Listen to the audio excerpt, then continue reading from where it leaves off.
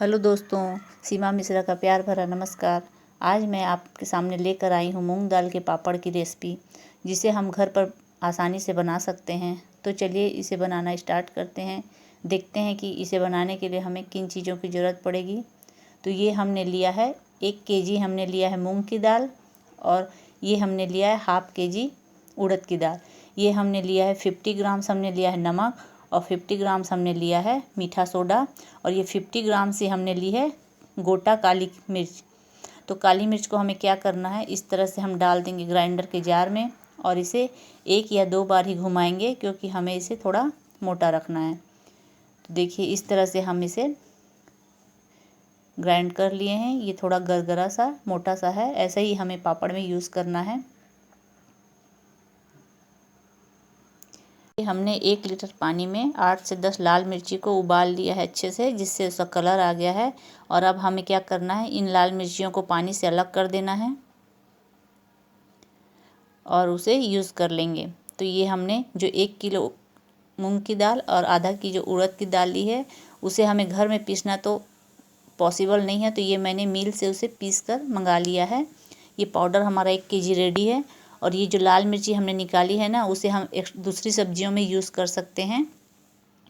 तो अब हम लगाएंगे अपने पापड़ का आटा। तो उसके लिए हमें क्या करना है, एक परात लेना है और उसमें इस तरह से अपने आटा को ट्रांसफ़र कर लेना है, क्योंकि किसी ऐसे बर्तन में इसे आटे को लगाना बहुत ही आसान होता है। तो ये हम ले लेंगे एक परात में आटा, और इसमें डालेंगे अब अपने मसाले। तो ये मैंने डाला है 50 ग्राम, इसमें मैंने नमक डाल दिया है। और अब हम इसमें डालेंगे 50 ग्राम ही मीठा सोडा, जो हम इडली में यूज़ करते हैं ना, वही सोडा है ये। तो इसे हमने डाल दिया इसमें। और अब हम क्या करेंगे, इसमें डालेंगे काली मिर्च, जो हमने मिक्सी में ग्राइंड किया है। वैसे तो अगर आपके पास सिलबट्टे है तो आप उसमें इसे पीस सकते हैं, तो और भी अच्छा है। पर हर घरों में सिलबट्टा आजकल मौजूद नहीं होता है, तो ग्राइंडर तो सबके पास होता है। तो इस तरह से हमने इसे ग्राइंडर कर लिया है। और देखिए ये भी 50 ग्राम है। अगर आप तीखा थोड़ा कम चाहिए तो आप इसे कम डालिए, अन्यथा इसका परफेक्ट माप तो 50 ग्राम्स है, वही हम इसमें डालेंगे। तो ये हमारा डल चुका है। अब हम इसमें क्या डालेंगे, हींग। ये बाज़ार में 2 प्रकार की हींग आती है, एक तो थोड़े दानेदार होते हैं और एक पाउडर होता है। पापड़ में हम दाना वाला हींग यूज़ करेंगे, क्योंकि उसका खुशबू बहुत अच्छा आता है। तो हम इसे क्या करेंगे, थोड़ा एक मोटे चीज़ से कूट लेंगे। तो ये हम कूट लेते हैं अपना हींग को और डाल देंगे पापड़ में। तो ये हमारा हींग गया पापड़ में। इससे क्या होगा ना कि हमारा पापड़ बहुत ही अच्छा बनकर रेडी होगा। और अब हम सारे मसालों को इस तरह से एक स्पून की सहायता से मिला लेंगे, ताकि आटे में सारा मसाला अच्छे से मिक्स हो जाए। अब हमें थोड़ा हाथों से इसे मिक्स करना है, क्योंकि हमारा सोडा और नमक एक जगह पर ना रह जाए, इसलिए हम इसे सब तरफ फैलाने के लिए अच्छे से हाथों से मिक्स कर लेंगे इस तरह से।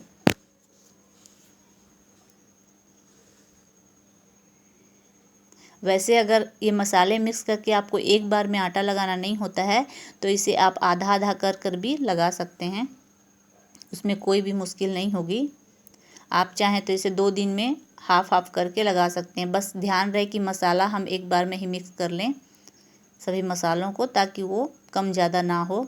और अब हम थोड़ा थोड़ा पानी डालेंगे और इसका एकदम टाइट डो हमें रेडी करना है, क्योंकि पापड़ का मेन वही है कि इसका जो डो है वो बहुत ज़्यादा टाइट लगाना पड़ता है। तो ये जितना पानी हमने लिया था उतना सारा हमने इसमें डालकर इसका एक डो तैयार किया है, जो बहुत ही टाइट है।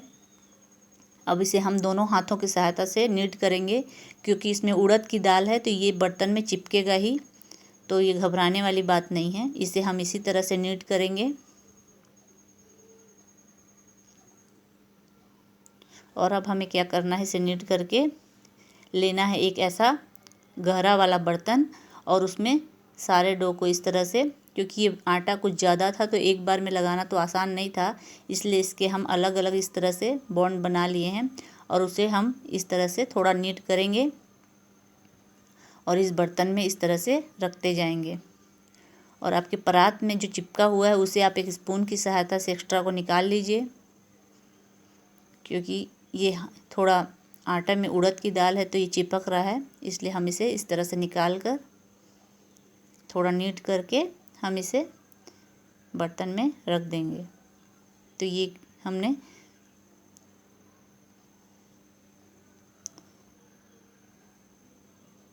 नीट कर लिया है और इसे भी हम इसमें रख देंगे। और इसे हमें क्या करना है, थोड़ी देर के लिए रेस्ट करने के लिए 2 से 3 घंटे के लिए रख देना है। ये 2 से 3 घंटा हो चुका है और हमारा आटा आप देखिए अच्छे से सेट हो गया है। अब हमें क्या करना है, इसकी छोटी छोटी इस तरह से लोई लेनी है और इस तरह से एक हम लेंगे पाटा और हमें लेना है सरसों का अच्छा वाला तेल, क्योंकि हमें पापड़ साल भर तक रखना है तो हमारा सरसों का तेल शुद्ध होना चाहिए। तो आप किसी भी अच्छे क्वालिटी का सरसों तेल यूज़ कर सकते हैं। और अब हमें क्या करना है, इस तरह से एक हथौड़ी या कुछ भी भारी चीज़ लेना है।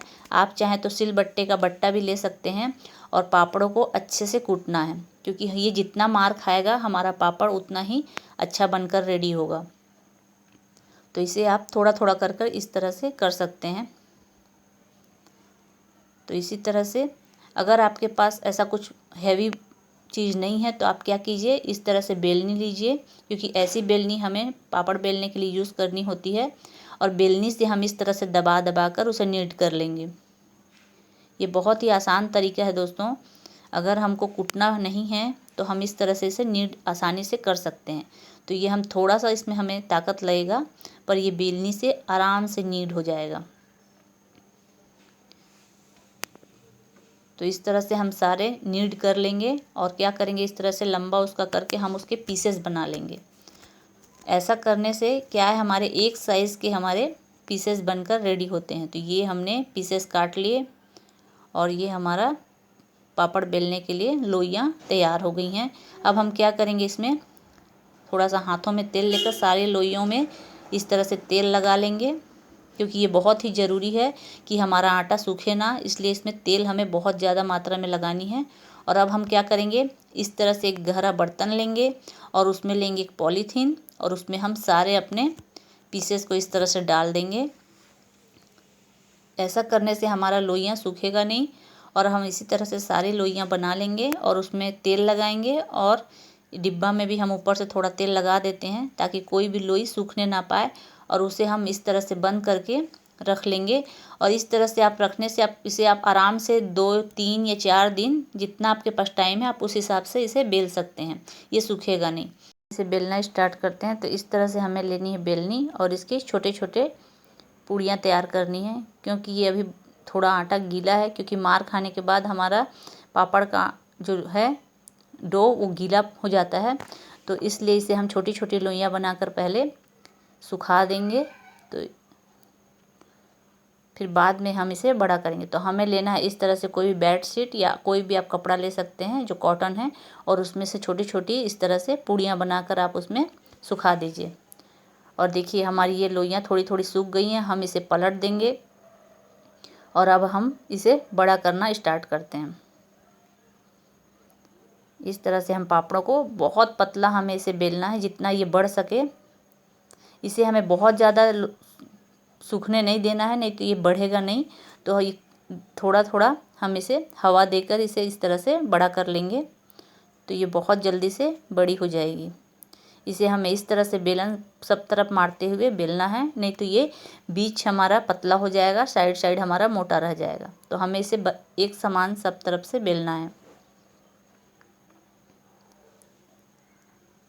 पहले घरों में जॉइंट फैमिली होती थी तो लोग बहुत सारा पापड़ बनाते थे, लेकिन अब तो ऐसा होता नहीं है। तो हमें इतनी ज़्यादा पापड़ों की ज़रूरत नहीं पड़ती है, इसलिए हम मार्केट से ले आते हैं और यूज़ कर लेते हैं। पर अगर इतनी आसानी से अगर हमारे पास पापड़ रेडी हो जाता है तो क्यों ना हम घर पर ही बना लें। तो ये मैंने किसी भी आंगन में या फिर हॉल में नहीं बेला है, ये मैंने अपने किचन के स्लैब पर ही मैं इसे बना रही हूँ। तो मैं इसे थोड़े थोड़े कर कर ही बेल रही हूँ और अपना एक्स्ट्रा काम भी करते जा रही हूँ साथ में। तो देखिए हमारे पापड़ ऐसे बड़े बड़े साइज़ के हो गए हैं और इसे हम उलट कर पलट कर थोड़ा सुखा लेंगे। तो ये हमारा पापड़ सूख गया है। और इसे हम जब सभी को बेल कर इकट्ठा कर लेंगे, फिर एक दिन हमें इसे धूप में दिखाना है। तो देखिए इस तरह से मैंने ये कुछ पापड़ पहले से रेडी कर लिए हैं। तो हम इस तरह से एक गहरा बर्तन में इसे इस तरह से रखते जाएंगे और देखिए हमारा पापड़ बिल्कुल परफेक्ट बना है। तो इस तरह से हमें एक साथ ही प्रेशर में सभी पापड़ों को नहीं बनाना है, हम थोड़ा थोड़ा करके 2 दिन 3 दिन में इसे रेडी कर लेंगे। और फिर जब हमारा सारा रेडी हो जाएगा तो हम इसे एक दिन आधे या 1 घंटे के लिए धूप में सुखा लेंगे, तो हमारा पापड़ बिल्कुल रेडी हो जाएगा। ये देखिए इस तरह से हम इसे बड़ा करेंगे तो ये बहुत बड़े साइज़ में बड़ा हो जाएगा, क्योंकि ये जितना बड़ा होगा हमारा पापड़ उतना ही परफेक्ट बनेगा। तो ये देख सकते हैं आप कितना पतला हमने इसे बनाकर रेडी किया है और इस तरह से हम इसे सुखाते जाएंगे। आप इसी मेथड से बनाएंगे तो घर में पापड़ बनाना बहुत ही आसान है। देखिए हमारा पापड़ बिल्कुल रेडी है। इसे बनाने में मुझे पूरे 3 दिन लगे हैं। आप भी इसे बनाइए और अपने एक्सपीरियंस मेरे साथ शेयर कीजिए। अगर आपको मेरी वीडियो पसंद आ रही है तो प्लीज़ मेरे चैनल को सब्सक्राइब कीजिए और मेरे साथ बने रहिए नेक्स्ट नए वीडियो के लिए। Thank you.